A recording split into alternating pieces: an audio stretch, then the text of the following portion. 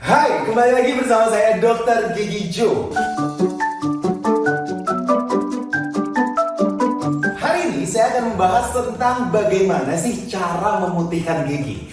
Pasti sering banget dong di antara kalian nanyain, dok, gigi saya tuh warnanya kuning atau warnanya tuh agak gelap. Gimana ya dok kira-kira untuk memutihkan giginya kembali? Nah, sebelum kita bahas lebih lanjut, kita perlu tahu dulu nih, kira-kira kuningnya itu gara-gara apa. Jadi kalau misalnya kita ngomongin gigi terlihat warnanya itu lebih kuning dan juga lebih gelap, itu ada dua kemungkinan. Mungkin ada yang cuma satu gigi doang yang kelihatannya itu lebih gelap dibandingkan gigi-gigi yang lain. Atau kasus yang kedua, itu adalah warna kuningnya itu menyeluruh. Dok, saya tuh nggak pede kalau misalnya lagi senyum, itu jadi ya karena semua giginya agak kuning, agak kehitaman, agak gelap. Jadi saya kayak nggak pede gitu dok. Kira-kira solusinya gimana nih? Nah, saya akan bahas dulu dari kasus yang pertama. Kalau kasus yang pertama, kalau gigi kamu itu hanya ada satu, yang warnanya itu lebih gelap atau warnanya lebih kuning dibandingkan gigi yang lain, ada kemungkinan gigi kamu itu sudah mengalami kematian. Kematian dok? Iya, jadi mungkin kamu nggak pernah merasa kalau misalnya gigi kamu yang warnanya itu lebih gelap atau lebih kuning itu pernah terbentur misalnya dengan sesuatu benda yang keras, atau mungkin kamu pernah jatuh waktu kamu kecil dan sampai kamu besar kamu baru ngeh, oh iya saya pernah jatuh di gigi tersebut, pernah terbentur dengan keras di gigi tersebut. Nah, waktu terjadi benturan yang keras, gigi tersebut tuh akan otomatis mati kita bilangnya. Jadi syaraf gigi dan juga pembuluh darah gigi itu tiba-tiba terputus. Nah, waktu gigi itu syaraf dan pembuluh darahnya udah nggak ada, nah gigi itu tuh warnanya akan berubah menjadi lebih gelap. Nah, terus harus dilakukan apa dong dok kalau untuk kasus yang pertama ini? Yang harus dilakukan adalah kita melakukan perawatan saluran akar terlebih dahulu. Setelah perawatan saluran akar selesai, kita bisa menutupi gigi tersebut dengan bahan porselen atau kita bilang crown giginya. Jadi giginya tuh dijaket sama bahan porselen supaya warnanya itu lebih bagus. Atau kalau misalnya, aduh dok saya nggak mau kalau misalnya dijaket-jaketin kayak gitu, tetap proses awalnya kita perawatan saluran akar dulu, lalu setelahnya kita tidak melakukan penjaketan atau pembuatan crown, tapi kita lakukan yang namanya internal bleaching. Apa sih dok internal bleaching itu? Jadi kalau internal bleaching itu kita masukin obat pemutih, kita ngomongnya obat pemutih ke dalam saluran akar giginya supaya nanti si gigi itu tuh akan berubah warnanya. Tapi jangan lupa, perawatan saluran akar yang baik itu harus dilakukan terlebih dahulu sebelum melakukan yang disebut dengan internal bleaching. Nah, itu kasus yang pertama ya. Nah, kalau yang kasus yang kedua, ini adalah kasus yang mungkin sering kali dialami oleh semua orang. Bahkan saya pun waktu itu pernah ngerasa, aduh gigi saya tuh kenapa ya, kayak kuning banget nih, kayak pengen dong kayak agak putih kayak gitu. Nah, untuk kasus yang kedua itu adalah kasus gigi kuning yang menyeluruh hampir di seluruh gigi rahang atas dan juga rahang bawah. Nah, kalau kasus kamu seperti itu, yang pertama kali harus dilakukan dan wajib dilakukan itu jelas adalah pembersihan karang gigi terlebih dahulu.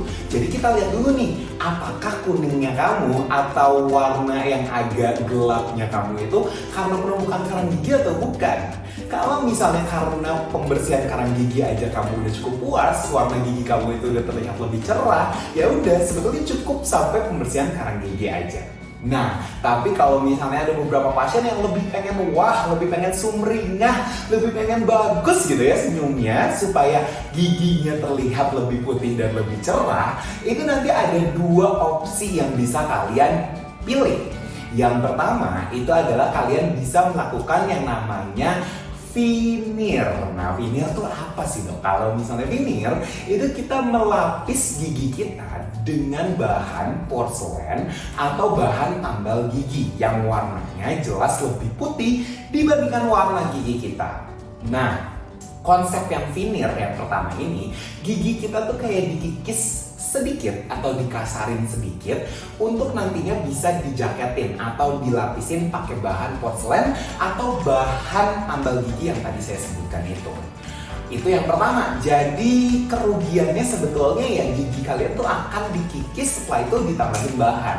Suatu saat nanti, kita nggak tahu kapan, mungkin aja bahan itu bisa mengalami sedikit kerusakan. Ya mungkin kalian perlu ganti si veneernya, atau kalian perlu perbaiki, mungkin hanya dipoles saja. Itu kita harus evaluasi terus menerus. Nah, kadang banyak pasien itu yang ngerasa, aduh saya takut nih dok kalau misalnya sampai harus veneer. Kalau sampai veneernya lepas gimana? Kalau sampai veneernya patah gimana? Nah, itu memang adalah kekurangan dari si veneer itu. Tapi tenang aja, kalau kalian pergi ke dokter gigi yang berpengalaman, mereka pasti sudah memperkirakan sampai batasan mana sih veneer ini kuat dan diindikasikan untuk gigi kalian. Seperti itu. Nah, keuntungannya tapi kalau kalian menggunakan veneer itu adalah kalian bisa sekaligus merubah bentuk gigi ataupun merubah smile line kalian. Smile line itu apa sih dok? Jadi kalau misalnya kita lagi senyum kayak gini nih, nah ini tuh kan kelihatan nih, kita bilang ini adalah smile line kita. Gimana gigi kita terlihat saat kita tersenyum. Nah, itu adalah proporsi-proporsi yang kita pelajari juga saat kita mempertimbangkan aesthetic consideration pada pasien. Nah, itu tuh akan berubah juga tuh biasanya kalau kita melakukan yang namanya veneer itu. Nah, itu kan veneer ya dok ya. Jadi, aduh dok, kalau misalnya saya nggak mau veneer tapi saya pengen tetap putih, itu kira-kira apa lagi nih dok solusinya? Tenang.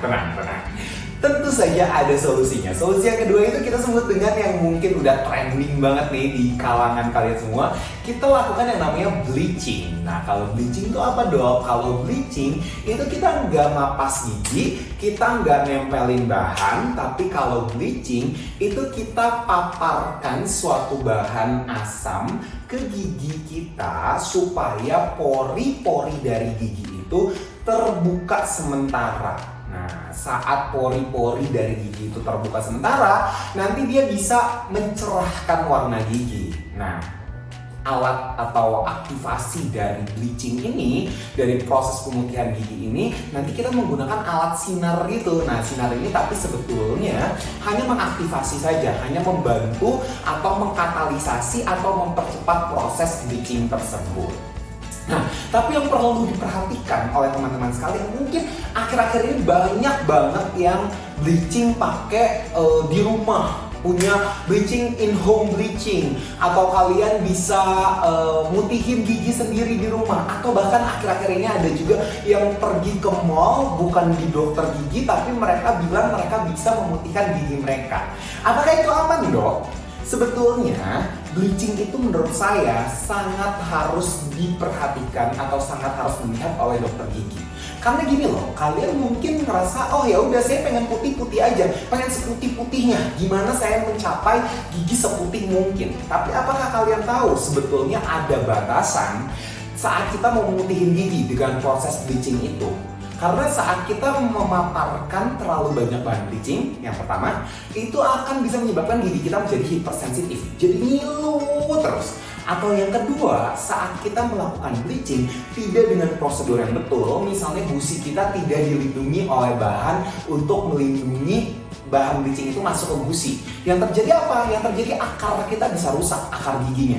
Atau gusi kita pun bisa mengalami over bleach atau warnanya nanti jadi keputihan dan jadi perih. Nah, hal-hal itu kan harusnya bisa diantisipasi kalau kalian melakukan bleaching ke dokter gigi, bukan bleaching abal-abal di rumah atau bleaching abal-abal di mall atau bahkan di salon-salon kecantikan yang tidak certified oleh dokter gigi seperti itu. Nah, kalau diperhatikan kalau misalnya bleaching, kekurangan kelebihannya apa sih dok? Kalau misalnya veneer tadi kan kelebihannya dia bisa sekalian memperbaiki senyumnya. Terus tapi kekurangannya giginya ada dipapas sedikit terus ditempel-tempel pakai bahan porselen. Nah tapi kalau misalnya bleaching itu kelebihannya sebetulnya adalah gigi kalian nggak akan dipapas-papas, nggak akan dikurang-kurangin. Terus kalau misalnya yang takut dibuka pori-pori sementaranya itu tenang aja, secara berkala nanti dokter gigi pun akan memberikan beberapa instruksi yang perlu diperhatikan setelah proses bleaching, sehingga si pori-pori itu tuh jangan khawatir kebuka terus, tapi pori-porinya itu nanti juga akan tertutup. Dan untuk mengurangi rasa sensitif dan lain-lain akibat bleaching itu, dokter gigi pun akan merekomendasikan beberapa hal yang perlu diperhatikan. Nah, tapi kekurangan dari bleaching ini adalah saat kalian memang lifestyle-nya itu kayak peminum kopi keras misalnya, atau perokok aktif yang sangat-sangat aktif misalnya. Nah, perubahan warna gigi itu akan mudah terjadi kembali. Jadi warna giginya tuh akan gampang berubah lagi. Jadi mungkin yang tadinya udah Hollywood smile gitu, udah senyumnya putih banget, bling-bling banget karena bleaching, tapi karena memang kita banyak minum kopi, karena banyak merokok, atau banyak minum wine, gigi pun akan mudah berubah lagi menjadi warna semula. Seperti itu. Nah, jadi kalau misalnya kita mau tahu tadi, kalau misalnya saya bisa simpulkan, proses pemutihan gigi yang mungkin banyak sekali ditanyakan, itu sebetulnya bisa dua proses. Proses yang pertama itu disebut dengan veneer. Nanti veneer itu ada dua macam lagi, sebetulnya ada yang direct dan indirect. Kalau indirect itu pakai bahan porcelain, kalau yang direct itu pakai bahan tambal. Terus kalau misalnya proses kedua itu kita sebut dengan bleaching. Bleaching itu adalah proses bukan untuk ngapas dan nambahin, tapi bleaching itu adalah proses untuk membuat pori-pori gigi kita terbuka sementara. Nah, untuk bleaching pun sebetulnya ada dua. Nanti ada bleaching internal dan bleaching eksternal. Kalau bleaching internal itu untuk kasus yang pertama, yang giginya tuh cuma satu, yang warnanya itu berubah.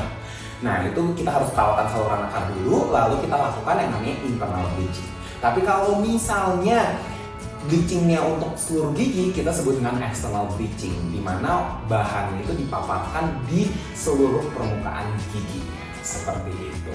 Dan tips terakhir dari aku, jangan lupa sekali lagi, kalau misalnya kalian mau memutihkan gigi kalian harus konsultasi terlebih dahulu ke dokter gigi yang certified tentunya ya. Certified itu maksudnya apa ya? Dokter gigi yang lulusan Fakultas Kedokteran Gigi. Jangan sampai kalian ke dokter gigi yang lulusannya nggak tahu lulusan apa, kan itu agak aneh ya. Atau salon-salon gigi yang menawarkan harga lebih murah, karena yang ditakutkan ya nanti malahan bahaya di kaliannya. Saat bahaya di kalian punya masalah yang jauh lebih parah, nanti ke dokter gigi itu akan jauh lebih susah juga untuk dokter gigi memperbaikinya, seperti itu. Oke, semoga video saya tadi bisa memberikan inspirasi dan insights untuk kalian semua yang lagi bingung gimana cara mutihin gigi. Pastinya tips dari saya, jangan lupa untuk konsultasi ke dokter gigi kalau kalian mau mutihin gigi kalian. Jangan lupa untuk like, subscribe, dan juga share video ini kalau kalian rasa video ini bermanfaat. Dan kalau ada yang mau ditanyain seputar gigi dan mulut, cukup komentar di kolom komentar di bawah ini, dan tentunya nanti aku akan bahas di video-video berikutnya.